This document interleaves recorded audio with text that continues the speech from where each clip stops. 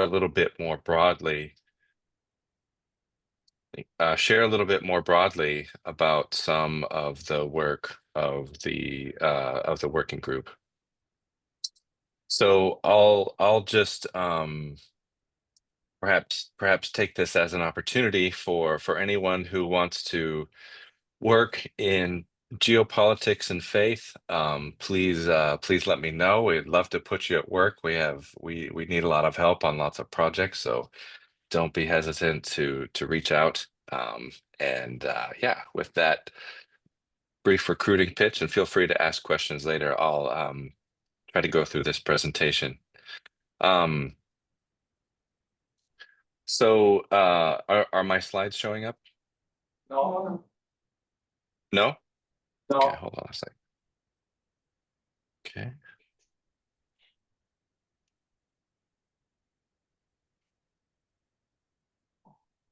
Yeah. Is that coming through now? Okay. Okay. Um, Actually, I better just do this.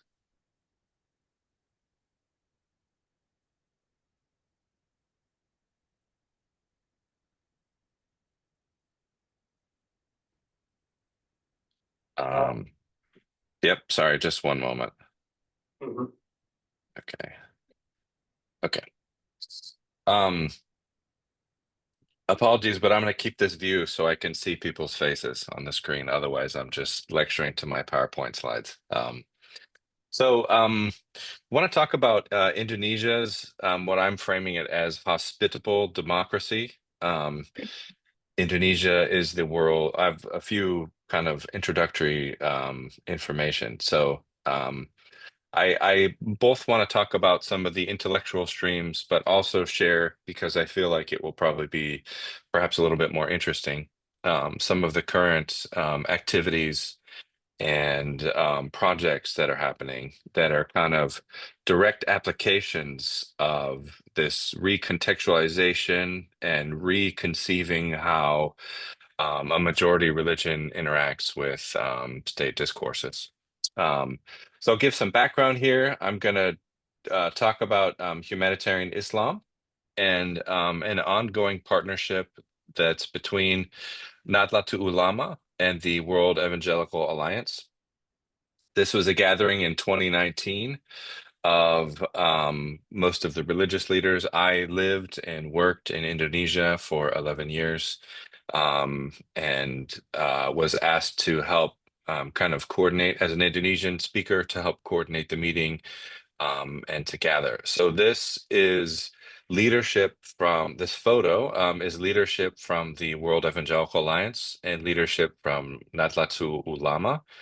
And because that's a little bit of a mouthful for non-Arabic or Indonesian speakers, they chose a more English-friendly term called Humanitarian Islam. And there's a lot of publications that adopt that term, which is a little bit easier for an English-speaking audience to work with.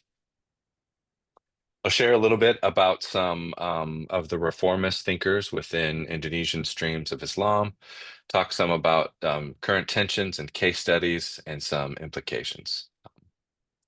So a lot of people don't really know much about Indonesia. And within Islamic scholarship, Indonesia is often at the margins. However, as scholarship moves away from a lot of colonial representation, post-colonial discourse has challenged some of the current assumptions about what is the so-called center and what is the so-called periphery. And as populations and distributions of religious growth have changed in the last 100 years, this has been studied and extensively looked at within Christianity, but it's also happening within Islamic contexts, especially with the diaspora. Indonesia um, has a very substantial Muslim population. I believe for now it still surpasses India, although I'm sure India will continue on its trajectory most likely. India has now become the most populous country in the world, and it wouldn't surprise me if they become the country that has the largest Muslim population in the future. But for now, it's Indonesia. So even though Discussions about Islam obviously would make one think of Mecca, Medina, Arabic language, the Holy Quran. Indonesia's Muslim population is actually about equivalent to the total combined population of the following nations: Syria, Jordan, Israel, Palestine, Lebanon, Iran, Iraq, Saudi Arabia, Kuwait, Qatar, UAE, Yemen, and Oman.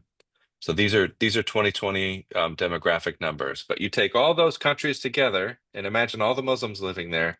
That's roughly equal to the amount of Muslims that live in Indonesia. So huge population, huge amounts of Muslim practitioners who have been thinking, who have been reflecting, and within Islamic discourse themselves often feel marginalized or kind of considered as second-class citizens. A little bit about Indonesia. It's the world's fourth largest country by population. It's about 87% Muslim. It's a land of islands. There's about 17,000 islands that make up the country. Um, some say it could be down to 15,000, but depends on the tide. So hard to say. There's over 700 languages. Has an incredibly complicated history. So many of us might remember various events of the Asian financial crisis in 1998 and the various regimes that Indonesia had and had clear political eras that were substantially different from each other. Two very long-lasting dictatorships that were finally ended, and then the launch of an era called Reformasi, Reformation in 1998. The Indonesian national motto is unity in diversity. Indonesia has a guiding philosophy that undergirds the nation state. So this is in their preamble to their constitution. They discuss Pancasila, which is five principles.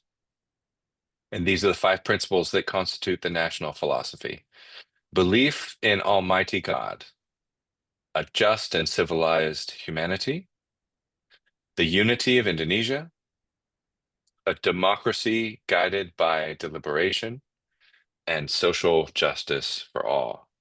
So, um, actually, at the think tank, one of the interesting studies we did was to look at global constitutions and to look at their clauses for religious freedom and ask the question, what correlation is there between the legal framework and constitutional status of a country's purported stance on religious freedom?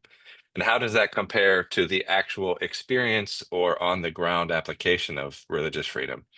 And we concluded there was no correlation. So just just because there are really great clauses and documents and they've signed on to the Universal Declaration of Human Rights or the International and Civil Covenant of Civil and Political Rights, doesn't mean those are guaranteed. And the same is true in Indonesia, but at least understanding some of the philosophical foundations of their constitution are important. And you can see that right at the beginning, the number one principle is belief in Almighty God. And what's notable about this is that it is not the term Allah. And it's actually not even the term Tuhan, which would often be used for God. But they use the term ketuhanan, which is it's an abstraction from the word God, and in its abstraction, does not really give allegiance purely to Islam, but recognizes other religions as implicit within it. Although they have a very interesting reading of reading many of the religious traditions that they accept as monotheistic, which is kind of its own sort of political gymnastics. Um, let's see. So there's two major Islamic organizations. There's the Muhammadiyah organization. This was actually founded first. It's modernistic. Um, it was founded in 1912 as a reformist response to a lot of the developments in the West. So similar to Muhammad Abduh, Sayyid Jamal al-Din al-Afghani. And this modernist organization was interested in the so-called pure form of Sunni Islam, one that sought to expunge Indonesian cultural adaptations.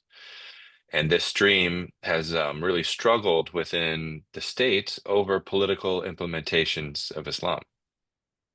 So within Indonesia, the degree to which Islam, of course, is a super majority, 87% of the population, they have all the political power to do whatever they want, and yet they have refrained from becoming an Islamic state, and they continue to push their own version of pluralism. And there's this long-running contestation within the country of something called the Jakarta Charter, which was a clause they tried to get established into the Constitution, and there have been a couple of different pushes to establish this clause. And the clause basically adds a conditional modifier that something to the extent that Indonesia as a nation state acknowledges that there is God, and the clause is, and it is obligatory for Muslims to follow Sharia. So they have tried to kind of include adherence to Sharia within their constitution. But interestingly, at several moments, the Jakarta Charter was rejected. So that's Muhammadiyah. It's called a modernist group. And oftentimes these terms are flipped from perhaps the more popular usage. You would think modern might be maybe more open-minded, and that traditional would be sort of less stringent. And yet in Indonesia, modernist is a little bit more, to use those just binary categories, a little more closed-minded, and Nahdlatul Ulama is a little more open-minded as a traditionalist organization. So this is the second organization, Nahdlatul Ulama. Um, they have over 90 million members, so it is significant. Indeed, it's the single largest Muslim organization in the world. It's based in Indonesia, and this is the group with whom I've been a part of a joint working group that the World Evangelical Alliance has partnered with. Historically, the Humanitarian Islam leaders and Nahdlatul Ulama reached out to the World Evangelical Alliance, and they said, we would like to partner with evangelicals because we are interested in trying to end radical Islam around the world. And would you join with us? Would you partner with us?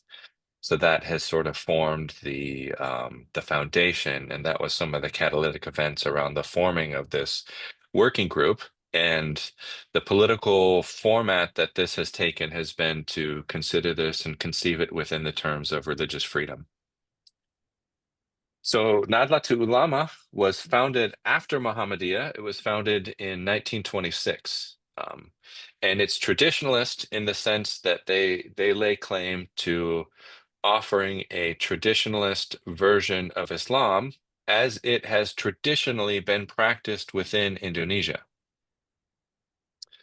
Um, and part of this practice, to use their words, is to focus on contextualization. So they have been contextualizing Islam in Indonesia for a number of years. Um, so sort of divergent approaches to Islam, and yet they both have a shared commitment to Pancasila.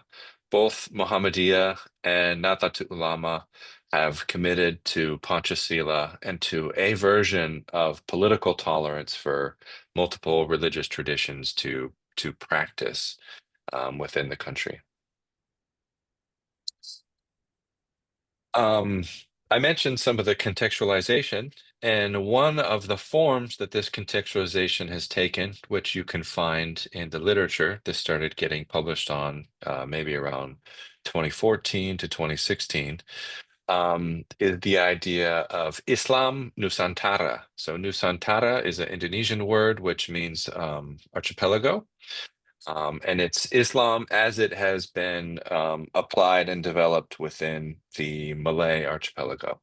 Uh, Around the early 2010s, with the rise of ISIS and the Islamic State and the calls for a caliphate, Indonesia made a strong response. So Indonesia, as a government and Indonesian Islamic organizations, strongly rejected ISIS and published statements about it. And they felt they had both a problem and an opportunity if they felt that Indonesian Islam is not easily enfolded within the categories of ISIS. How should they distinguish themselves? And so this is a term that they developed and began working on and kind of going back to their historical roots to talk about Islam Nusantara, the way that Islam contextualized within Indonesia. So this was developed by leaders within Nahdlatul Ulama, and Yahya Kolul Stakuf, he's the current chairman of the Central Board of Nahdlatul Ulama, has described Islam as it came to Indonesia as coming through a diffusive and adaptive process that, for the most part, eschewed military conquest. Like Hinduism and Buddhism before it, Islam dissolved, quote, dissolved, and was gradually absorbed into the prevailing local civilization of Nusantara. Of course, this predates the modern Indonesian Islamic State. Nahdlatul Ulama's focus on spiritual elements of Islam, tasawwuf, and mysticism, allows the religious leaders to position Islam as an equal citizenship with highly pluralistic society, rather than as a beneficiary or carrier of violent supremacist ideology. So I mentioned the joint working group, uh, and there were a couple of things seminal to the development of the working group and to the intellectual background of humanitarian Islam. So they wanted to launch their own movement that is truly Islamic in their terms, to share their vision with the world, and the vehicle for sharing this vision is humanitarian Islam. So our working group was launched in 2019.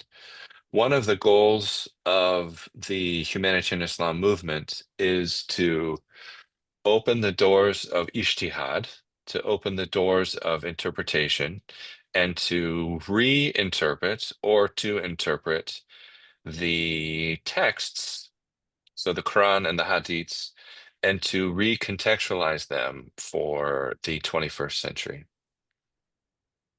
They see usul fiqh, the legal structures in Islamic jurisprudence, as being frozen from within a certain area of time that's closely linked with modernity, and they see the need to unfreeze it in a way, to help recontextualize Islamic jurisprudence to be more compatible with modernity, something that promotes a universal human dignity, something that allows for pluralism. Um, Here's a picture of some of the closed door meetings working on our joint working group. Since I have this version of the slide, I can kind of give you a little bit of the full picture. You can see this is the background here says Rumah Toleransi, which is the House of Tolerance, not too difficult to see.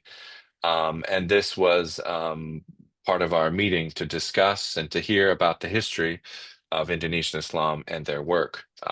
So our focus has been on the mutual protection of religious freedom, that evangelicals can protect and advocate for the right of Muslims to practice their faith, and Muslims can protect and advocate for the rights of Christians to establish their faith.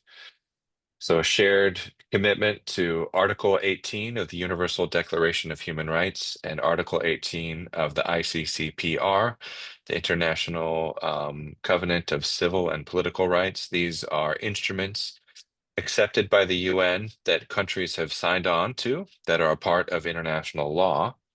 And you can look them up and read them. They're very short clauses, but there are three main components. One is the freedom to choose one's religion. Another is the freedom to practice one's religion.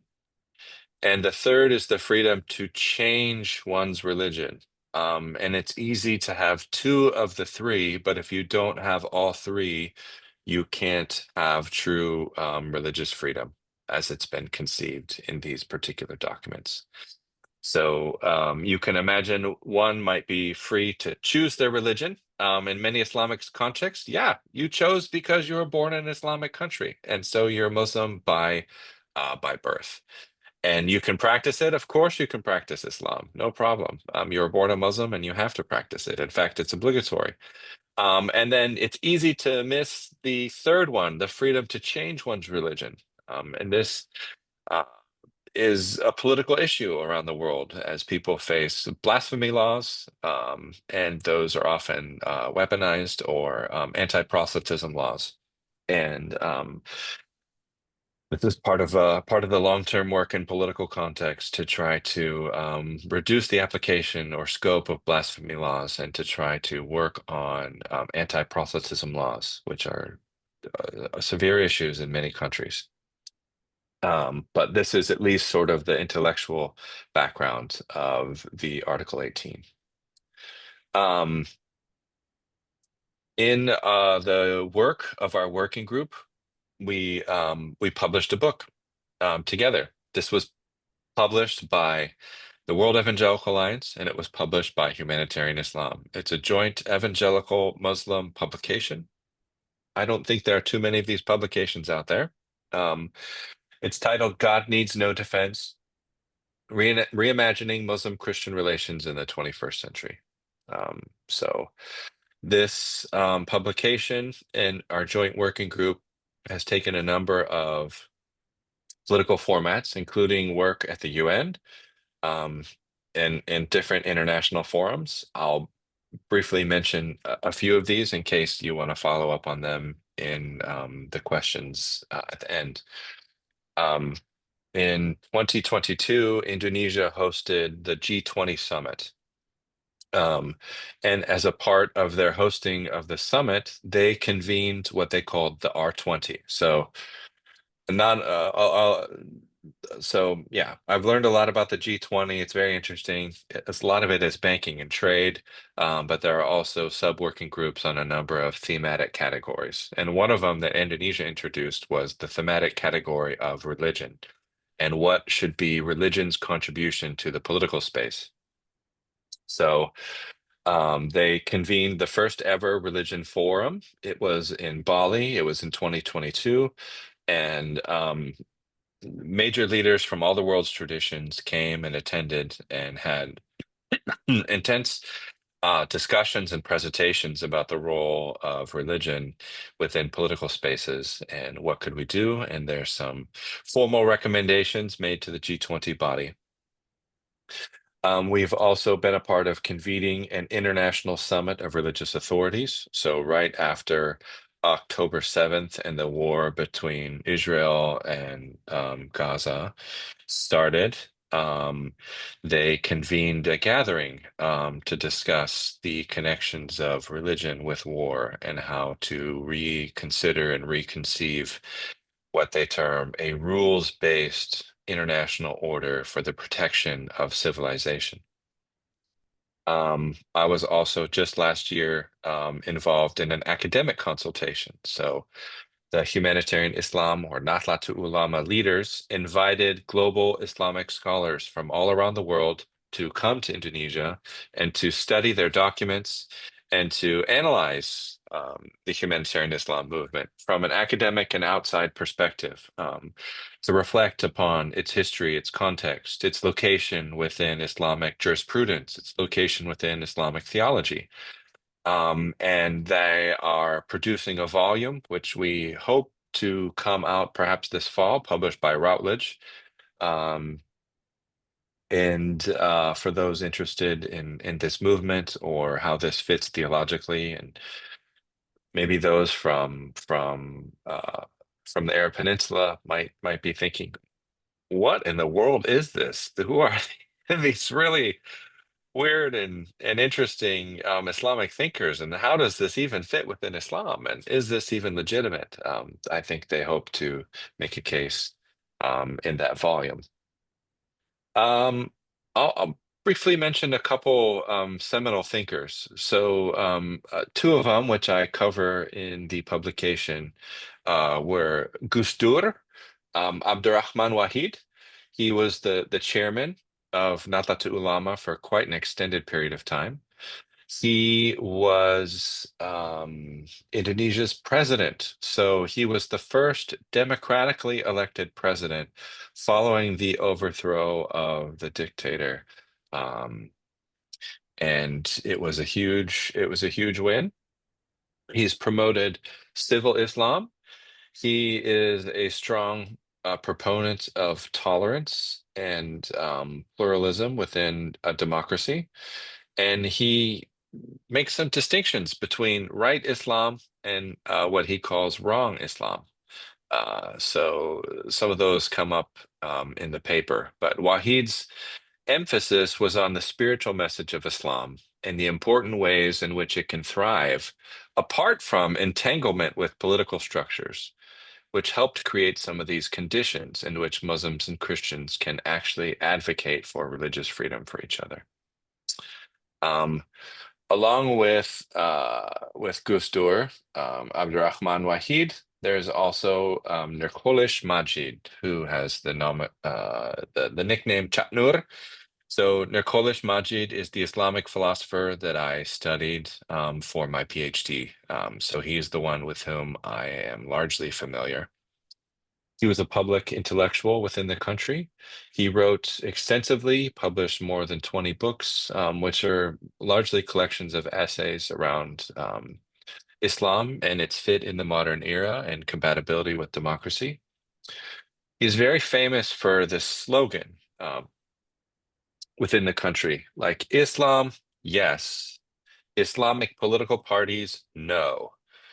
So this was a big move to create separation between Islamic as a political expression, and in a context in which in which Muslims have a supermajority and could enforce their views and their political ideas on everybody. He's a notable figure calling for a separation of Islamic as a spirituality and approach to faith and Islam as a political experience. He was a huge champion for civil society, so a third space beyond government and the economy, and promoted ijtihad, reinterpretation for the modern era. Some of the interesting historical rulings here are this recontextualization of fiqh. So in Nahdlatul Ulama, they convened a number of gatherings of ulama, of scholars, to make rulings, to make religious rulings. And there are at least three key rulings that happened at ISOMIL, this Islamic gathering where they studied and gathered leaders. They studied for several years in advance, and then they have made these rulings. So there are three rulings. They're theological conclusions, which have a broad and sweeping implications. The first is that they have rejected the term kafir as a political category for Islam. So this photo here, this is a screenshot from their website, where this is from their website, and this is part of their social media campaign. No, we're not saying that you're a kafir, that you're an infidel. We refuse to use that category politically. It just becomes weaponized. The second category was to affirm the legitimacy of the modern nation state. So if the modern nation state has political legitimacy, a follow-on effect of that is that you don't need an Islamic state to stand up, to rally behind, to support, and to recruit for.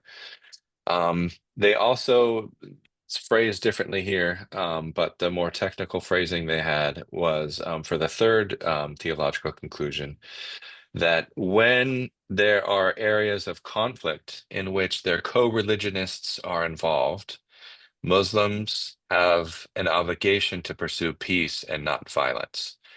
So this ruling was made in 2019, but it was drawn upon to say, well, Palestinian Muslims are involved in conflict right now, but as co-religionists, as other Muslims, we have an obligation to pursue peace, not just to foment violence and rally the troops and go fight on their behalf.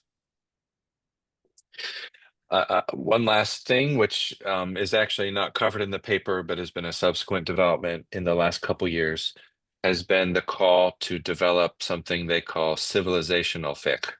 Um, and I'll just note this quickly, but we can have more discussion on this in the question time if you like. But they're trying to work within Islamic jurisprudence to recognize the UN Charter. So what foundation could there be for trying to support and recognize international law? Um, and so they have done some studies and are still working on this, but they have done some studies, and their pathway for argumentation for this is to argue along the lines of contract law within Islamic jurisprudence. So Muslim leaders and leaders of large states signed a contract. They signed a contract on the UN Charter. That contract, because they signed it, is binding. Therefore, there is some legitimacy to the UN and to the UN Charter, and there is some legitimacy to being a part of the modern global order. So that is the current pathway of fiqh that they're developing and following. Um, so I want to make sure to present a balanced picture, and this group with all of the great theological work they're doing from within Islam to recontextualize fiqh, a lot of people point out ways in which this falls short.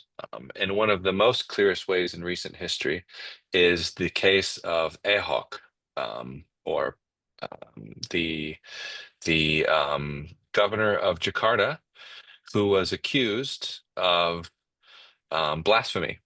So in 2016, blasphemy charges were brought against Basuki Thahaja Purnama. His nickname is Ahok, the former governor of Jakarta, while he was running for election.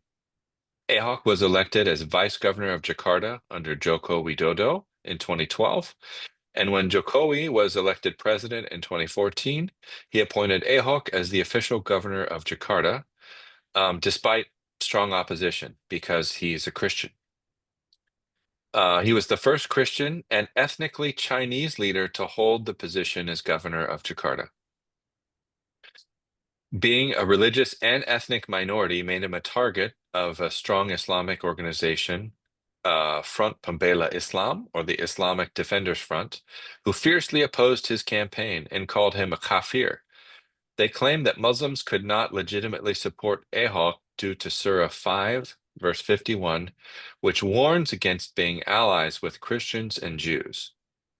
In a public speech during his campaign for governor in the 2017 elections, Ahok was recorded saying that this verse was wrongly manipulated by the opposition to use against him. And then the audio and video of this speech was changed and edited to take out of context. And using a verse, using and in the context, he legitimately used this verse from the Quran, and saying that Muslims were being deceived from some of their Islamic leaders that it was illegal be a Muslim and to vote for a Christian because of this verse. He was saying that that's not the case. You should look at the verse. You should read it for yourself. I don't think it says that. But his video and speech, there were obviously very clear sound bites that could be clipped out and taken that were used against him. That sparked a lot of riots and public disturbance. And the events and the backlash became the basis for a fatwa against him from the Majelis Ulama Indonesia. And formal charges were brought against him. So this went to trial, and actually he lost. So Ahok lost, and he was sentenced to prison for 2 years. Um, so Indonesia still has blasphemy laws on the books that go all the way back to 1965, and they accentuate the complicated relationship. And in many liberal democracies, with their religion state separation, they don't struggle with blasphemy as a category. It's just obviously this is not a category. But in many political contexts where there is not the same distinctions or same separations, these blasphemy laws and also anti-proselytism laws can be used and weaponized against people. And this happened in Indonesia. And he went to jail for a couple years. And then in 2019, after he was released from jail, it was interesting. He petitioned, and in the petition that went to the Supreme Court, they actually added on another year, another year to his sentence, which he was given. He was let out a little bit early for good behavior. But then in 2019, after he was released from prison, the president appointed him to be the head of Pertamina, which is the state-owned oil and gas company. So uh, reading the situation in a lot of these countries, there's people will read a lot into these situations and appointments, and people are always trying to figure out what's the true narrative. So there's the surface level narrative, but what do people really think underneath it?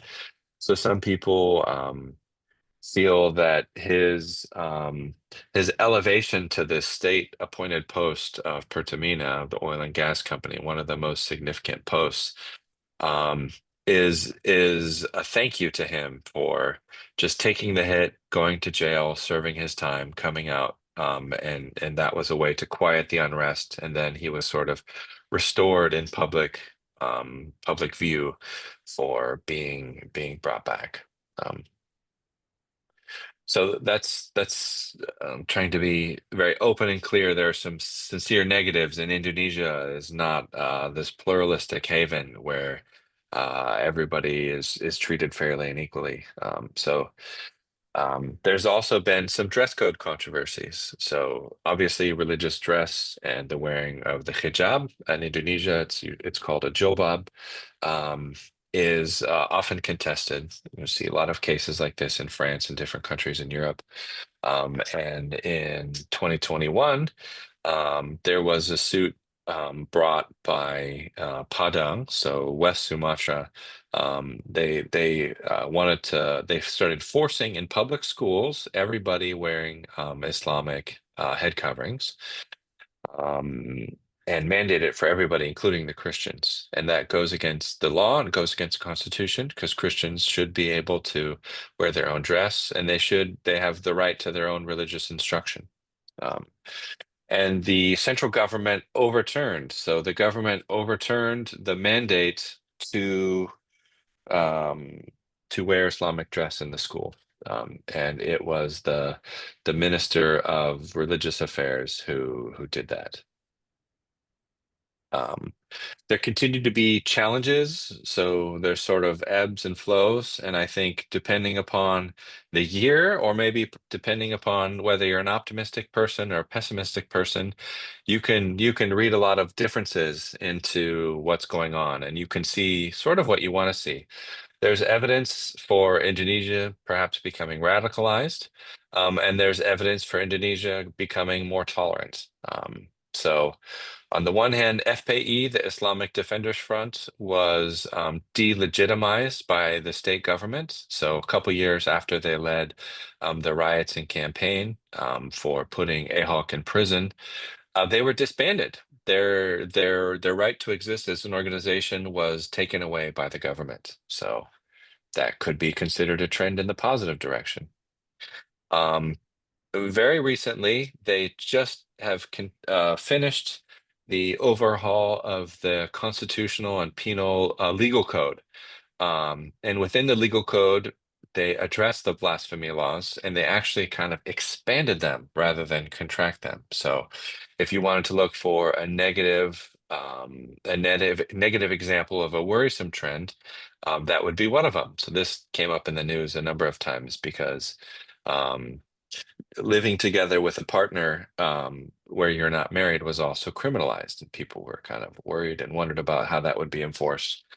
And it's also important to just note that within Indonesia, an island of 17,000 countries, very difficult to administer.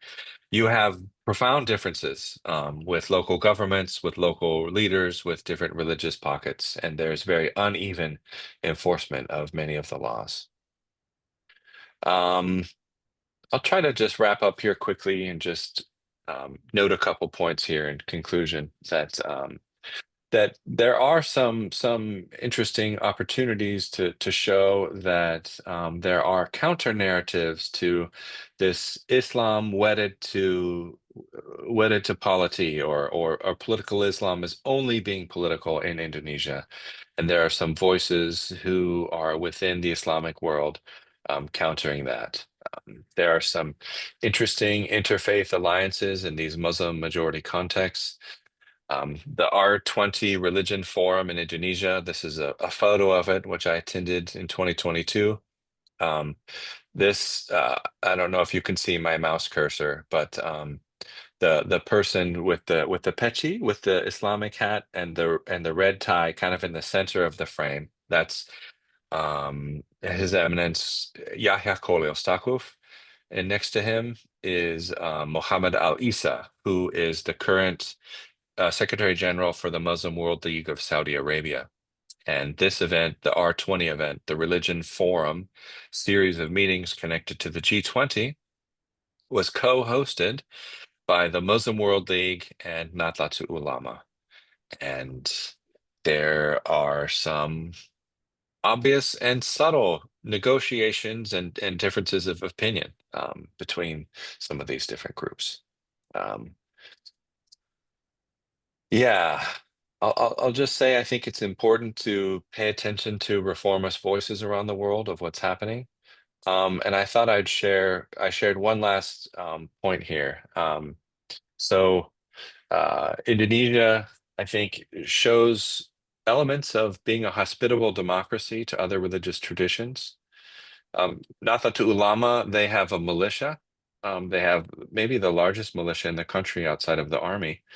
And several times a year, they'll deploy their militia to guard Christian churches around Easter and around Christmas to protect them from violence and from some bombings that have historically happened. Um, Humanitarian Islam demonstrates an opportunity to try and bring change and renewal from within Islam, and I feel this needs to be encouraged.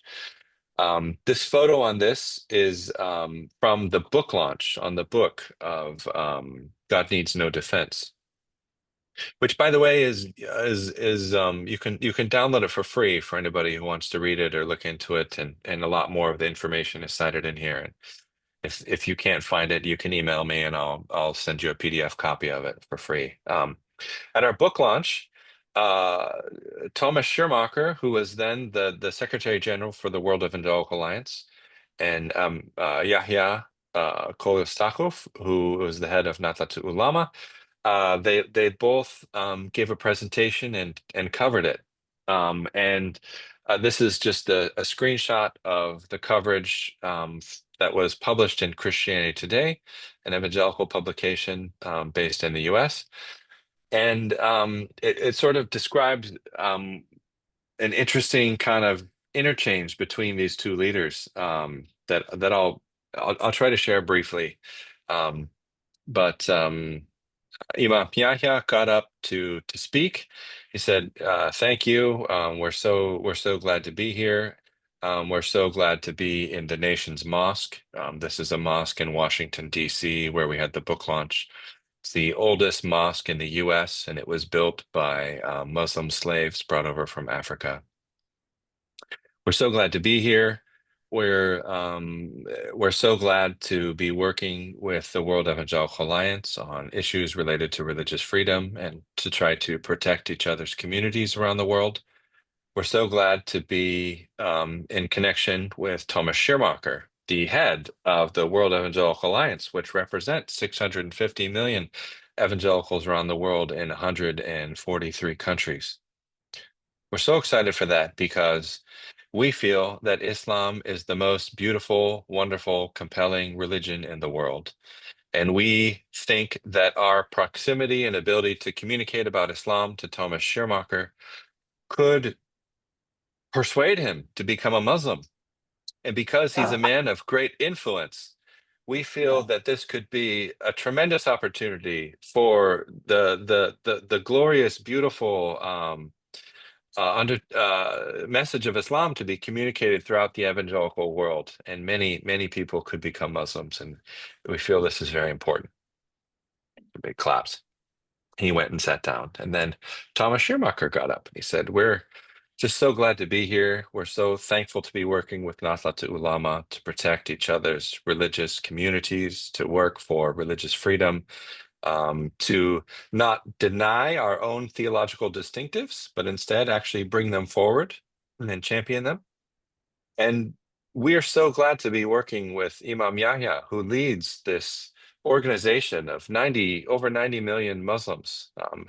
We feel that the person of Jesus Christ is the most compelling religious figure in the entire world. And we hope that by being close with Imam Yahya, that he will learn from us about who Jesus is, and he will hear the message of salvation. And we hope he might become a Christian. And in turn, because he is so influential, he will spare the message of Christianity, and the power of Jesus Christ and his death and resurrection can be shared broadly within Indonesia, and many Muslims will indeed become Christians. And everybody laughed and clapped. So there was sort of a nervous laughter in the room. It was very interesting. But it really underscored the message that we can hold fast to our distinctives, and the more we are firmly committed to our own distinctives and not insecure about them, the more we don't have to take on the role of defending God, but God can defend himself. The more we can dwell together in harmony without violence. And I love the heading of this that was given. Christian and Muslim leaders agree on the legitimacy of evangelism. That was a good way to encapsulate that exchange. Uh, and that is the end of my presentation. So I'll leave it there. Thank you very much.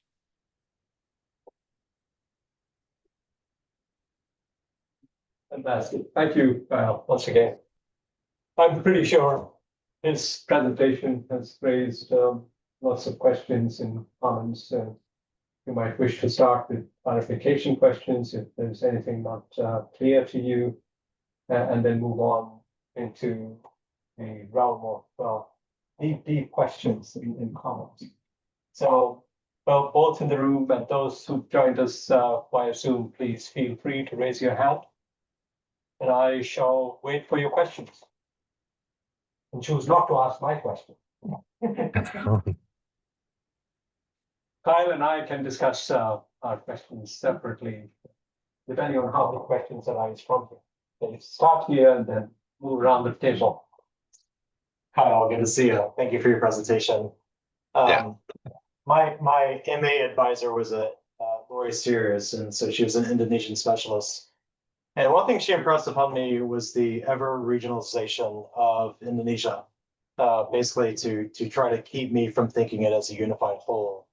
And I'm curious if you can maybe talk more about that. Like she always talked about the kind of the Islam, the more fundamentalist Islam being in Aceh, and then Jakarta being this kind of pluralistic society because of its history of Buddhism, and then you have the Balinese and the Sulawesi groups like who are more Pacific Islander and character. And so to what degree has the regionalization of or the regionalized reality of that Indonesia is forced this more pluralistic identity?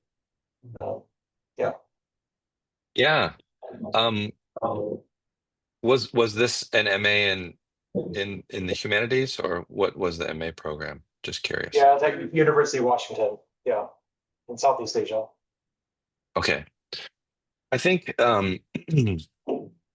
it depends on which lens that you want to use, I'd say. So I did my work in political philosophy. So Indonesia does exist as a political entity, and in its political entity and its structures and systems and polity, obviously that encompasses the whole nation. However, when obviously looking at social structures and systems and different people and languages, it's incredibly regionalized. So northern northern Sumatra, where Aceh is indeed one of the most interesting places because it's one of the few provinces that has instantiated Sharia law in its regional polity. Adjacent to the province is the province of North Sumatra, which has the Batak people. And the Batak people, as an ethnic group, came to faith over 100 years ago, 3 million at one time, because of their king converted to Christianity. They're known around the country as being Christians, and they're just kind of smack right up next to each other. And there's a lot of tension there. And just in this North Sumatra region, you have Sharia law, and you have actually one of the few places in Indonesia where you have a Christian majority. Um, And these are the problems around the country, and there are some Christian majority places in Kalimantan, among some of the Dayak people. In the 1960s, there were some huge people movements within Central Java of millions of Muslims converting post 1965, where this just incredible social trauma that swept across the country from the killings, so many killings of the people in the Communist Party, and people questioning their faith. Um, and then all the way out to Papua on the eastern side, which has largely been Christian majority, and yet its own demographics are constantly changing, especially through the nationalist policies of transmigration from the Islamic Javanese. So I think 60% of the country lives on one island, the island of Java, and it's really pretty crowded. And that was one of the places we lived. And they're trying to get the people off that island. And there are a number of problems. Jakarta is slowly sinking into the ocean. So that's a problem. So for that problem, and also to try to rebound some of the population, they've stated they're going to move their capital city to Kalimantan, and it's going to be called Nusantara. Um, so there are profound demographic, regional, ethnic, and cultural differences all around the country. And in some of the recent political changes in the era of Reformasi, they have allowed more local autonomy. So there's even more kind of regionalized expressions that have been made possible because of that. And so, yeah, that has definitely increased. And yet the government wants to hold people together. So Aceh wants to secede sometimes, a lot of times Papua wants to secede. The government's interested in some of the natural resources in these areas and sort of the tax revenue and the population and the history of keeping people together. So I think there are a lot of reasons the government has to try and keep everybody in and purport a unifying narrative. Indeed, that's the narrative of the country, as I mentioned, unity and diversity. So I'll just kind of respond that the lenses matter with which you look at it. And if you're coming from the humanities or sociology of religion, it would be right to emphasize that. And I'm talking a little bit more about the political domain, and so that does end to the geopolitical borders. But it's just profound differences, and thank you for raising that. Okay, who's next? Yeah, Bill. Yes, selamat pagi, Ibu Nidia here. Oh, selamat pagi. We used to live in Sentani in Papua with SIL in 2000, 2001, 2, and Bandung also in Java. So I'm wondering, we were actually a family affected by politics, maybe religion and politics. We had to evacuate in 10 days under SIL. We never knew why, but we suspected that it had to do with the work of SIL and Bible translation. And so I was wondering what you do at the broad level, how does that benefit or still impact organizations like Kartidaya involved in Bible translation and the partnerships that Kartidaya has with the church?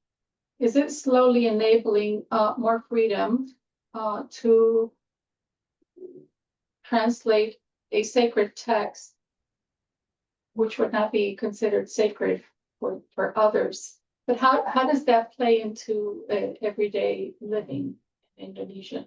Because Indonesia has, as you mentioned, 700 languages. Yeah. Could you share what year you were forced to evacuate? 2003. 2003. Okay.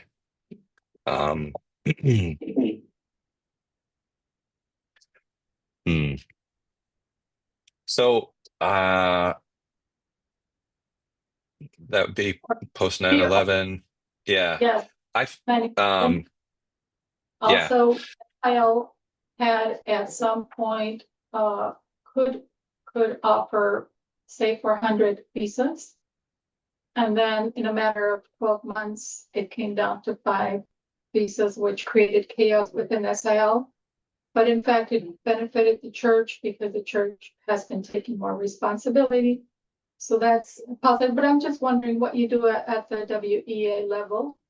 How Mhm. is it really benefiting organizations to take that legislation or laws to enable them to have more freedom to get engaged in Bible translation? Yeah. So I'll say a couple different things.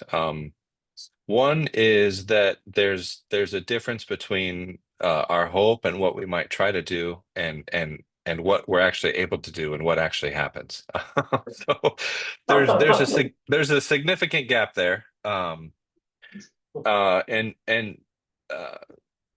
some of the important things that I'm involved with in my department of global advocacy is uh, the first precondition for anything happen is being able to talk to each other, and to have people who are talking to each other.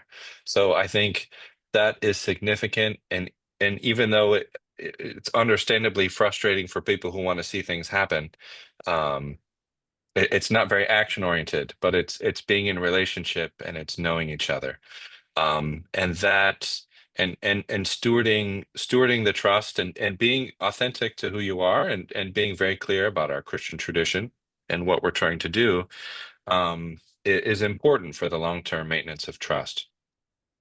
Some of the things that we can and have done in various contexts, so I won't align these to any specific countries, are to work on some back channel issues to try and work for people who have been detained or imprisoned, and to try to coordinate with governments and different religious leaders.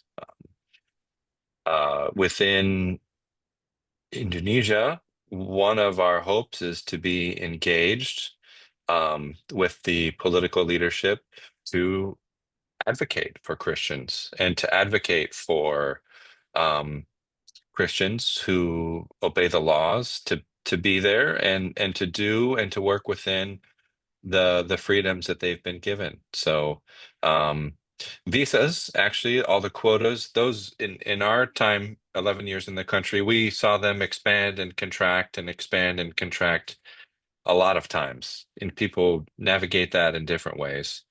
And those are issued at the department level, so the minister of religion does that.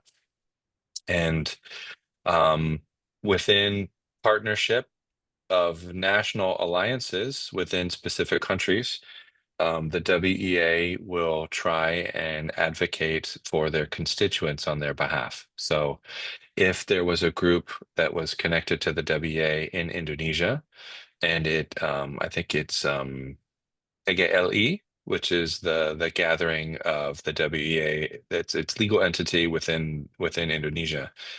If they ask for help, then we would try to use our connections and contacts within the government or various departments, governmental departments, to try and advocate for groups to have the freedom to do what they need to do.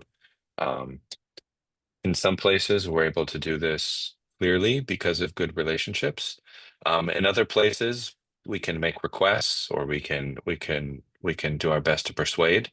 Um, but oftentimes in geopolitical settings, you obviously everybody tries to persuade first, but you know, people are already doing things that they want to do, and it's rare that you come along and persuade them to change from what they're already wanting to do. And so then it's a matter of trying to work in a way that shows them that this could be in their interest. If that doesn't fail, sometimes you have to fall back to political leverage, and you try to force people to do something that they don't want to do, which is kind of has mixed results, let's say. It's not hard to imagine that that won't be super effective, but it can and does happen at times. So we, yeah, that's a little bit of how we try to work um, within different countries and different contexts, and it only tangentially addresses the specific issue of Bible translation in Indonesia, but that would be one way that we would address that. Okay, Jim, I'd like you to wait. Yeah, we have Sarah here who raised her hand before you. So Sarah, and then Jim, and then Mark. Thank you. Actually, I have a number of questions, Carl. Thank you so much. You give us lots of really information, lots of think to, to think and to ponder. One of my question is about in relation to peace building, because you also talk about quite a little bit in the beginning and the middle, and then also the story at the end was also in regard to how they are trying to live in the coexistence and in peace.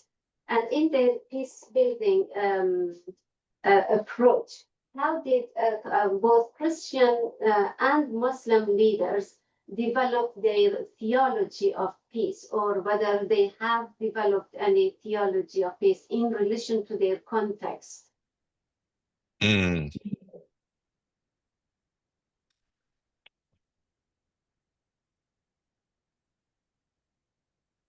At the risk of perhaps giving a too long answer, I'm gonna share a little bit and then try to illustrate it with a story.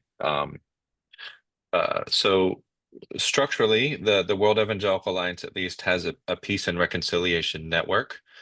That peace and reconciliation network is regionalized, so it is broken down with different focuses of different regions. So some of the significant regions are the Middle East, North Africa, the Caucasus around Azerbaijan and Armenia, um, as well as Russia and Ukraine, a number of different contexts in Africa. These are all very different contexts from each other. Like in Armenia, if you don't know the last 1,000 years of history, you shouldn't even show up. Like, and there's there's a lot of implicit knowledge that is at the table there.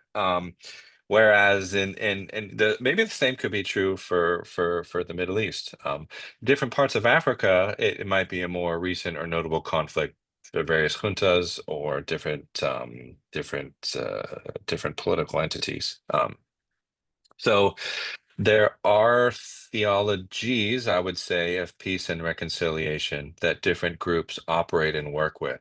And it's rare that you can make a clear one size fits all that everybody is happy with. And so we are free to contextualize these. And the way the World Evangelical Alliance at least works is to encourage the localization and contextualization at the national and regional level, and that's done within the Peace and Reconciliation Network uh, in those groups. I'm not an expert in those, and so I can't to speak to like the way they develop their theology or how they've done it. I just know that there are people working significantly on it, and particularly in Armenia, particularly in Israel, Palestine, particularly in the African context. Um, the story that I'll share, which maybe brings it back to some of this joint working group in Muslim Christian relations, is related to the Gambia. So the Gambia, evangelical leaders in the Gambia got word that they were going to rewrite the constitution in the Gambia, and this is public information. So if anybody wants to follow up on some regional specific things later on, I could share perhaps some different stories offline. But the public available information that I can share publicly about the Gambia is quite interesting. So they reached out to the WEA and requested help from the WEA to intervene on and to help in their behalf, because the demographics, Muslims are over 90% of Senegal, sorry, not Senegal, of the Gambia, and they anticipated that they would just get told what to do. So some WA leaders flew there and first convened a meeting with all the evangelicals, and it's important to get everybody to agree. So it's not always easy to get the Baptists and the Presbyterians and the Pentecostals and everybody to agree on something. But they were able to agree on the fact that they would not prefer to have Sharia law uh, institutionalized within their constitution. And then they convened a meeting of all the Christians. So this included the Catholic Church, the Orthodox churches, and the evangelicals, and anybody else they could find, because they knew it was important to speak with one voice. And this is incredibly important in political contexts. And the fracturing of evangelicalism oftentimes make this incredibly difficult, especially in certain countries. Um, and so, because they were able to work sort of to establish what it is that they wanted to say, then actually they worked with our Indonesian Muslim colleagues to identify Islamic specialists who would be favorable and amenable to some of the proposals that they wanted to make within an Islamic framework and within Islamic theology. So they brought some Islamic leaders to the table, and then they approached the government and the drafting committee. So they had these multiple people with different expertise. They had lawyers on call who were expert in drafting constitutions. They had Islamic Christian experts in Islam. They had Islamic theologians and jurists, and they had some political people, and then they had just lawyers. And they were coordinating all this behind the scenes and working on language within the Constitution. And they were able to get draft language into the Constitution that said, well, first they had to, between the Muslims and Christians, the Christians were saying we want a secular constitution, and the Islamic community heard secular as being either Western or amoral or Hollywood or whatever, and like the word secular wasn't communicating what they really wanted. They're like, well, we're a religious people, we want a religious country, so that's why we want Sharia. They said, well, we're worried about Sharia as a penal code. Is that what you mean? Or do you mean Sharia just as a transcendental ethical framework? Something there's a law rooted in heaven to which we ascribe that makes up our moral framework. They're like, okay. So they kind of agreed on that. So they were able to get draft language in the Constitution about Sharia as ethical foundation for moral values in the country. And because once terms get in, the semantic pool can shift over time. They also pushed for another clause that that this Sharia is obligatory for Muslims. So just in case it moved from sort of a philosophical, ethical reference point to becoming legally instantiated, they thought let's at least limit it to being applied to Muslims only. So the idea was, if you're a Muslim and you follow Sharia and you steal something, maybe you would get your hand cut off. But if you're a Christian, you would pay a fine. They thought this could be the greatest move for evangelization within the country that ever happened. This could be great. Um, and they were able to get that draft language into the Constitution. And when it went to the final voting committee, the Islamist group saw the language and couldn't get the language changed, and so they killed the draft. So it actually didn't end up going anywhere, which itself was a win. So this is a little bit of example of some of the importance of having these relationships. I think it highlights the importance of philosophical framework within political sphere, but also the way that Islamic theology can be brought in helpful ways. And then I think the peace building is reflected in it, in the fact that we want to not minimize who we are, and we want to really try to understand. And it took some time to work between the Muslim group and the Christian group to say, well, we don't want secularism as in, drinking alcohol and having sex with anybody that you want to. Not that necessarily happens in our Western countries anyway. And that helped kind of calm things down, and that brought this potential draft to conclusion, where now they just reverted to their historical constitution. Thank you. So Jim has been waiting patiently. Jim, you're next, and then Marjorie. Hey, Dr. Wisdom, thank you so much for a most interesting presentation. I join you in heaping some love on David this morning. He was my house mentor during my OCMS experience. So I'll join you and we'll heap a little love on him this morning. Hey, I've read a lot lately about the number of conversions from Islam to Christianity in Indonesia, it actually is a significant movement. And there's even an Islamic social media campaign known as Save Miriam that has been launched to try to make Muslims aware that now these are their numbers, and that's why I'm going to ask for comment. So the numbers coming out of that campaign are as many as 2 million people a year are converting from Islam to Christianity in Indonesia, and that the percentage of Christians in Indonesia is more like 20 to 30 and not the 10% that most people quote. I'm just wondering, do you have any thoughts, or can you add any clarity to those numbers? Yeah.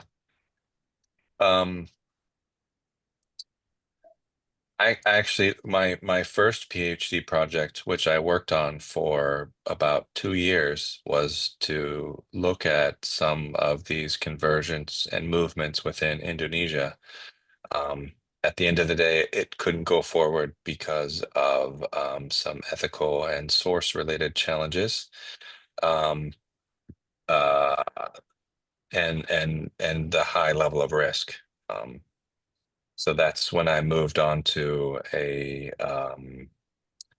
text-based approach of this Islamic philosopher.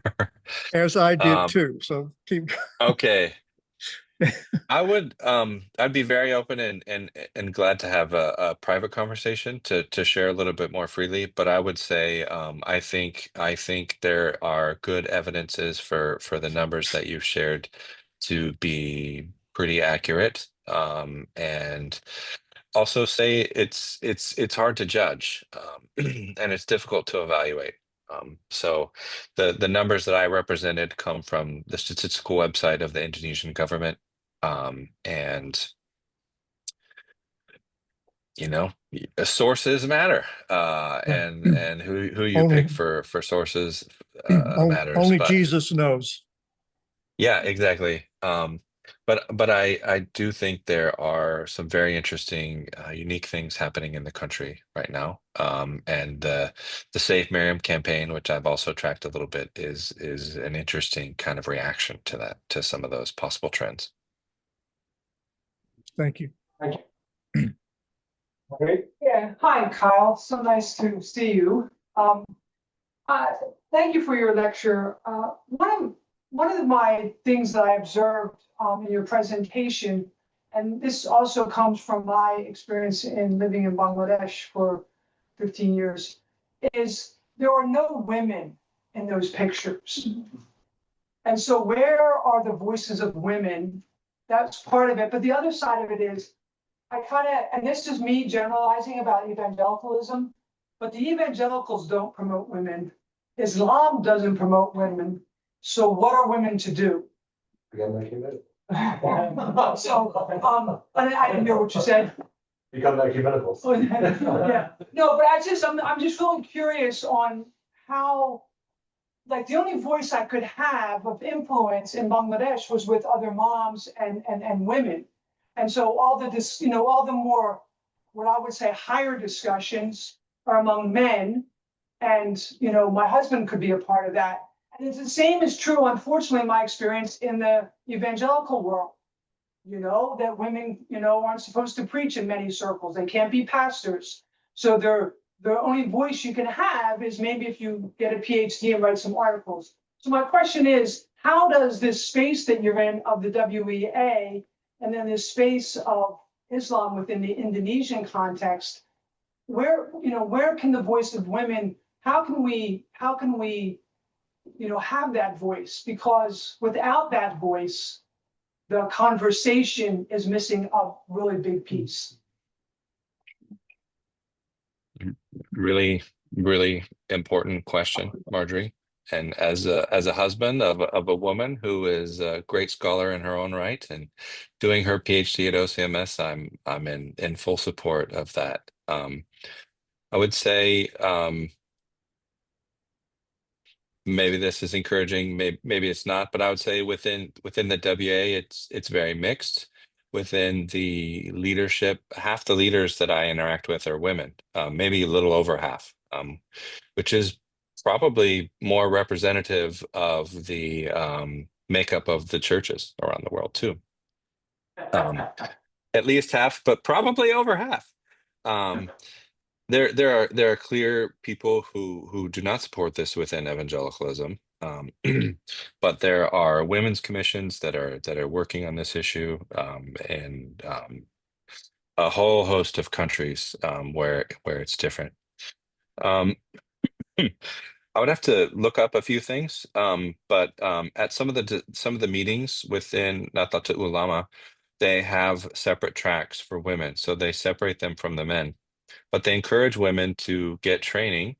I don't think they come to the point of recognizing them as ulama, as religious scholars, but they're allowed and they are promoting training, the same level of training for women to be able to teach and work with other women within Indonesia, within Nahdlatul Ulama.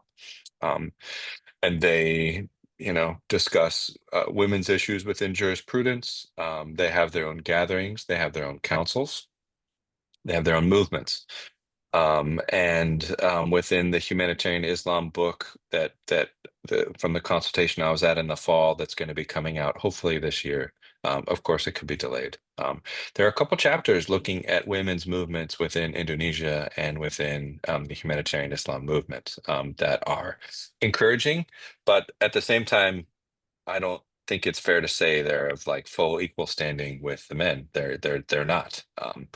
But there are some interesting advancements, and there are some future gatherings with women only leaders that are being attempted to be planned, and I hope they can happen, and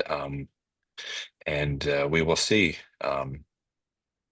I think in a lot of countries around the world, things are changing. Some denominational places, things are changing more slowly. and certain other ones, it's hard to imagine them ever changing. But I would say it's very mixed. And there's some understandable things that cause a lot of pain and hurt and exclusion. And there are some places with a few more open doors and people trying to change the context. Okay, thank you. We have just enough time for one last question from Esni. I remember seeing your hand was up. Yeah, from Indonesia. Halo. Hey, apa kabar? Halo. Ya, apa kabar Pak Wilson, Pak Wisdom? Yeah, thank you for your great presentation. I got a lot of wisdom through your presentation anyway, because yeah, what interesting me is your the working group has published the book of title God Needs No Defense. When it come to my mind, the first come to my mind is defense. It means Muslim defense. It's from what point of view the books was being written. It's from the Muslim side. So and to what extent the books can be taught to the Christian by WEC and also for Muslim to another group of Muslim like Muhammadiyah, because the books actually published by the Nadatul Ulama, I think, but both group actually is not really in a peaceful relationship. That's my concern, because I also wrote a book written by maybe you might know that, Mujibur Rahmat. The title is Feeling Threatened. It means both Muslim and Christian being threatened, the Muslim being threatened and fear of Christianity doing conversion for Muslim, and then for the Christians also being threatened for the Muslim to make the Islamic State. So I'm thinking that here in Indonesia, actually, as you mentioned, somehow in a surface level, we can talk about peace. We can talk about how to uh, to do our religion activity in a more freedom, in a more free. But actually, in the basic level, actually, we are still not in a good peace, in a peaceful way. We just pretend. We just pretend not to, yeah, to force or everything. We just keep silent or something for us, for as a Christian. Yeah. Mhm. To what extent, please? Yeah. Could you just give me the gist of the question again? To what extent the books that are being published can be as an inspiration for the Christian taught by the Yeah. WEC, and also for the Muslim to the another groups of Muslim, like yeah, let's say Muhammadiyah or whatever. Yeah. Yeah. Okay. Great question. Um, uh, with regard to just this book, I think maybe I can share this. So I put a link in the chat. I mean, I don't think the rest of the group could get it, but okay. The link will it'll take you to a place where you can download a free copy of it. But here is this is a table of contents of the book.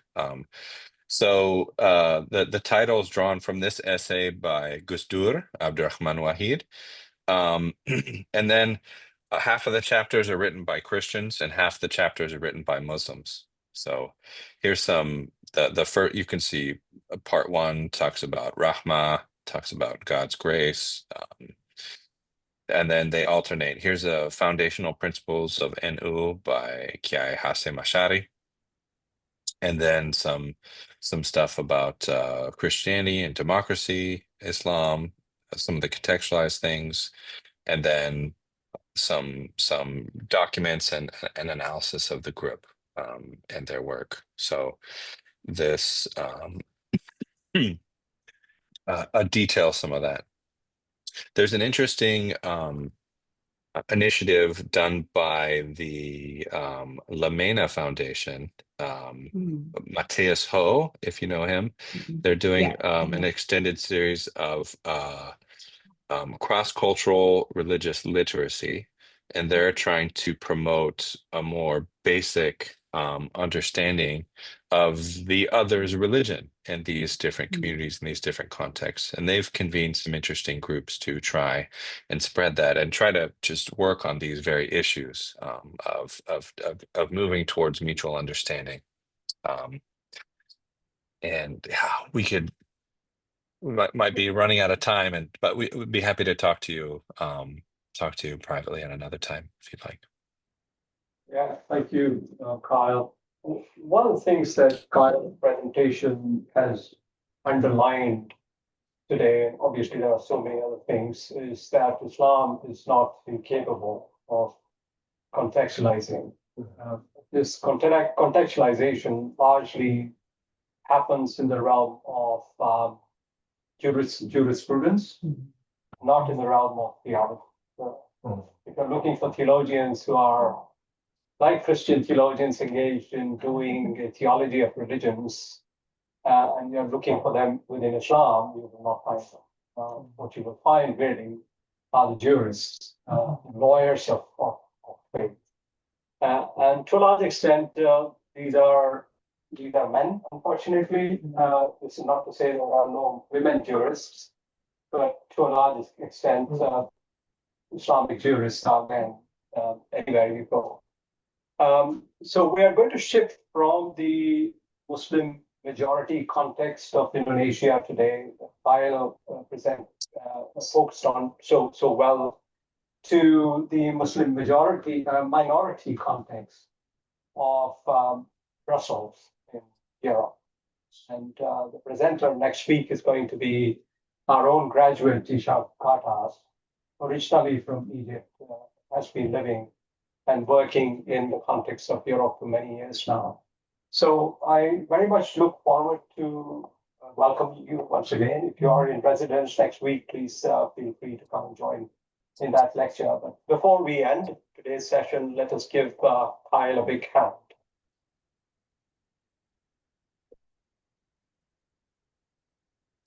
Thank you, Kyle. Thank you. Thank you very much. Yeah, wonderful.